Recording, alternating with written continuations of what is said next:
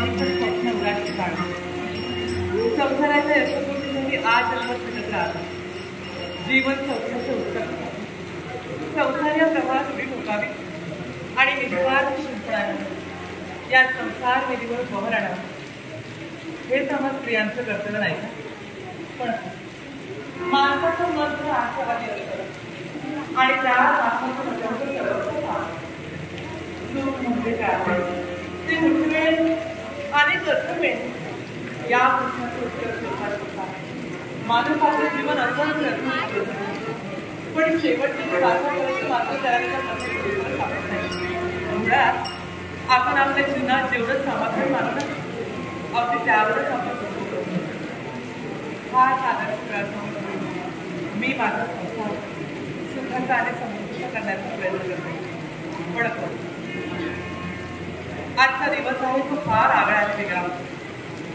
पंचम दिवसाची ऋतुस्नात असताना 5 दिवस केव्हाच माघारी पडले.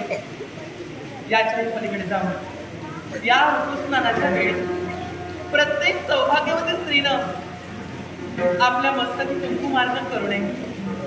देहावर हे सौभाग्य अलंकार परिधान करू नये. एवढंच कशाला तर या 5 दिवसात आपल्या सौभाग्याचं दर्शन सुद्धा घेऊ नये. किती बाई कठीण परीक्षा, पण विधात्याचे नियम आहेत त्यावर बोट ठेवणारे आहेत.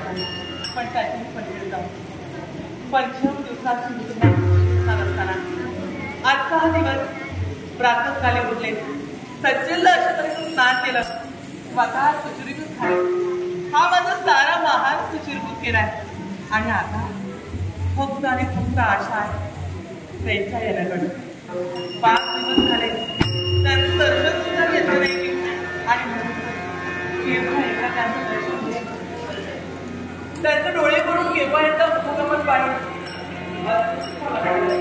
कारण नित्यशः आपलं कर्तव्य करत. पण आज आजच स्वामी माझ्या महालात आल्याचंही नाही तर मी माझ्या मनाला निग्रह केलाय की मी माझ्या स्वामींना कुठेही जाऊ देणार नाही. फक्त माझ्या सहवासात आणि म्हणून माझ्या सौभाग्यासाठी माझा जीव अधीर झालाय. आणि हा जोपर्यंत माझा मी येत नाही तोपर्यंत काही माझ्या मनाला समाधान वाटलं.